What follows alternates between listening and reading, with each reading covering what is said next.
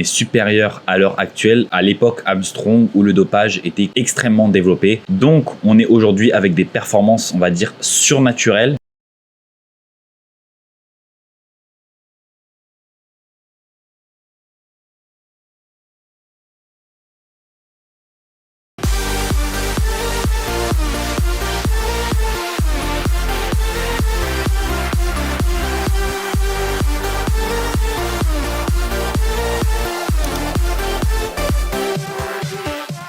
Salut tout le monde, j'espère que vous allez bien. Donc on se retrouve aujourd'hui pour une nouvelle vidéo sur la chaîne. Donc cette vidéo va faire suite à la vidéo que j'ai sortie très récemment sur le dopage au Tour de France 2023. Dans cette vidéo, je vais pas redonner mon point de vue sur le dopage ou parler de Jonas Vingegaard ou Tadej Pogačar en particulier. J'en ai déjà parlé dans la vidéo précédente. Donc si vous l'avez pas vu, je vous invite à aller regarder. Cette vidéo a fait un petit buzz pour ma petite chaîne YouTube. Beaucoup de personnes m'ont posé des questions suite à cette vidéo sur principalement les méthodes de dopage qui seraient utilisées par les coureurs. Donc voilà, je souhaitais faire cette deuxième vidéo pour explorer les potentielles utilisations du dopage par les coureurs, principalement le dopage génétique. On va parler principalement de ce sujet dans cette vidéo. Dans cette vidéo, je vais pas aborder en détail tout ce qui est dopage mécanique ou alors microdosing. Donc le microdosing, c'est-à-dire c'est une technique qui consiste à utiliser des toutes petites doses à fréquence régulière donc d'un produit dopant pour qu'il ne soit pas détectable au contrôle, donc une dose suffisamment importante pour entraîner des améliorations de la performance, mais assez faible pour ne pas être détecté ou alors où on peut masquer voilà avec d'autres produits son utilisation. Donc je vous mettrai par contre en lien donc deux reportages de France 2 qui sont extrêmement bien réalisés par rapport à ces sujets-là. Un sur le dopage mécanique et l'autre sur le microdosing. Le microdosing, c'est quelque chose qui fonctionne. On a vu dans ce reportage que des athlètes amateurs et au niveau professionnel, donc des anciens athlètes professionnels également, qui ne s'étaient jamais dopés auparavant, ont utilisé des produits dopants. On fait une expérience en fait pendant un mois avec des tests avant et après et on constatait des améliorations significatives de leur performance. Je crois de l'ordre de 10% ou quelque chose comme ça, enfin des grosses améliorations de la performance à toute petite dose indétectable au contrôle. Donc voilà, c'était pour parler de cela. Dans cette vidéo, on va parler du dopage génétique. Donc c'est un sujet assez controversé qui suscite de nombreuses inquiétudes dans le sport professionnel. Donc en particulier, je pense sur ce Tour de France 2023, on n'en entend pas parler, mais on entend parler des soupçons de dopage quant à Tadej Pogačar et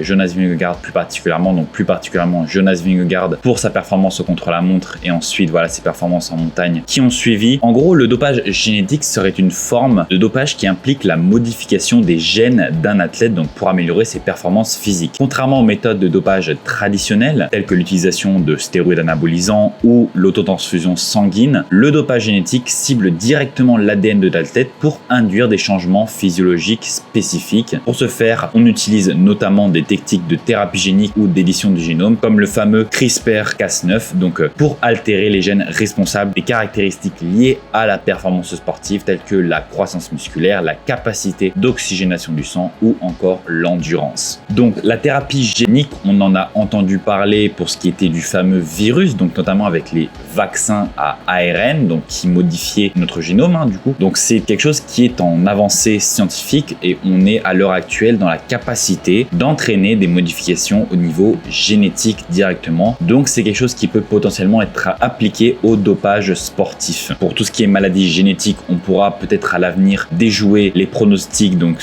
certains gènes qui entraînent des maladies, on pourra les supprimer, on pourra les remplacer. Alors voilà, c'est une thérapie qui a énormément de potentiel à l'avenir. Cependant, voilà, comme tout médicament, technologie ou quoi, dans le monde du sport, ça peut être détourné et utilisé à des fins d'amélioration de la performance. Donc le dopage génétique soulève des préoccupations éthiques importantes qui arrivent à fausser l'équité de la compétition en donnant un avantage injuste aux athlètes qui peuvent se permettre d'accéder à ces technologies coûteuses. Cette inégalité financière pourrait menacer l'intégrité même du sport et décourager les athlètes aux ressources limitées qui souhaitent rivaliser sur un terrain de jeu équitable. Donc oui, on peut voir par exemple que dans ce Tour de France, bien sûr, c'est les équipes qui ont le plus de budget généralement qui arrivent à performer le mieux. Il se peut que ces équipes professionnelles aient accès à ces thérapies déjà à à l'heure actuelle, on ne le sait pas, mais il est possible que ce soit utilisé. Les risques pour la santé donc sont pas connus, hein, c'est largement inconnu à ce niveau-là. Les manipulations génétiques, ça pourrait entraîner des effets secondaires imprévisibles et potentiellement dangereux à long terme. Ça pourrait mettre en péril la santé et le bien-être des athlètes. Mais le dopage génétique, contrairement au dopage classique, traditionnel, il va être beaucoup plus difficile de le détecter. On n'a pas encore à l'heure actuelle des technologies qui nous permettent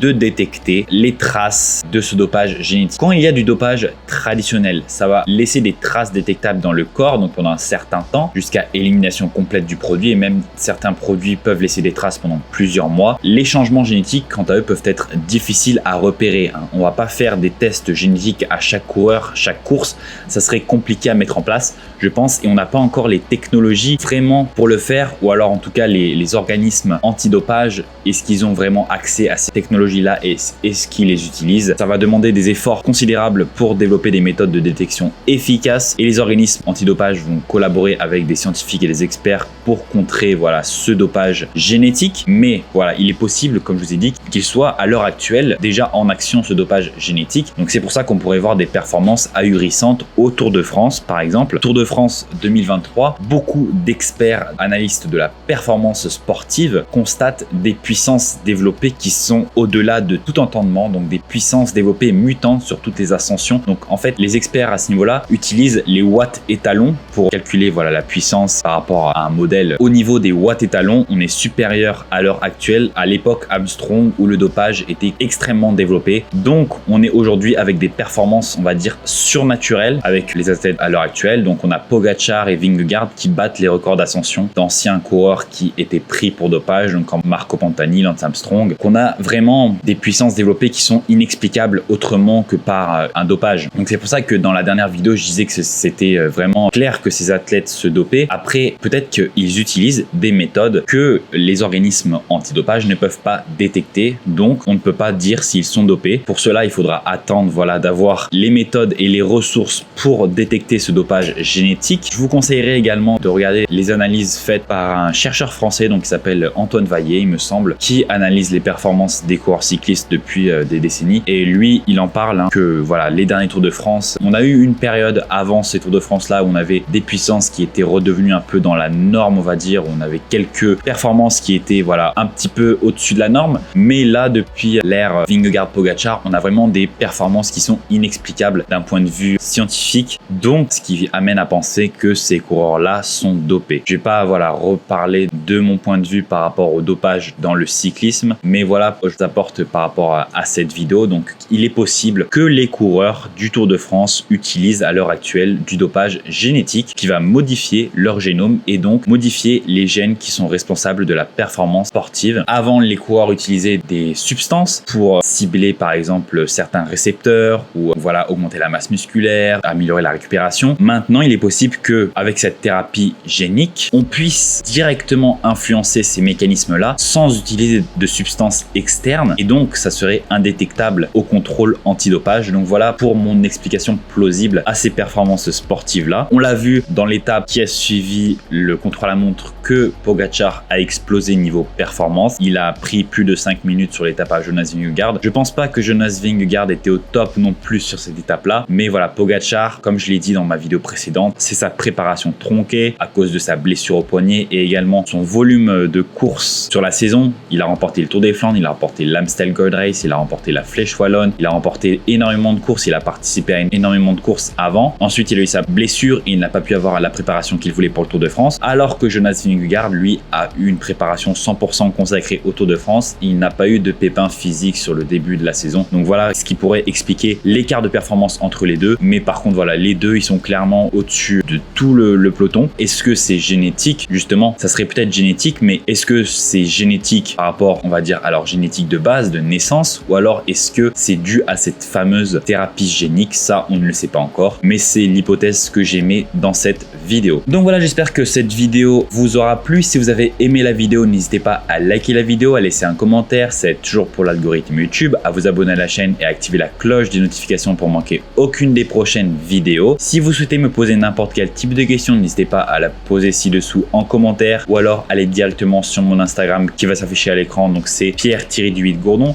Je réponds à n'importe quel type de question sans problème. Également sur Instagram, je propose un service de coaching 100% personnalisé, donc si vous avez des besoins spécifiques à ce niveau-là, n'hésitez pas à me contacter. Et puis on se retrouve très vite, à bientôt sur la chaîne. Allez, salut les gars, bye bye.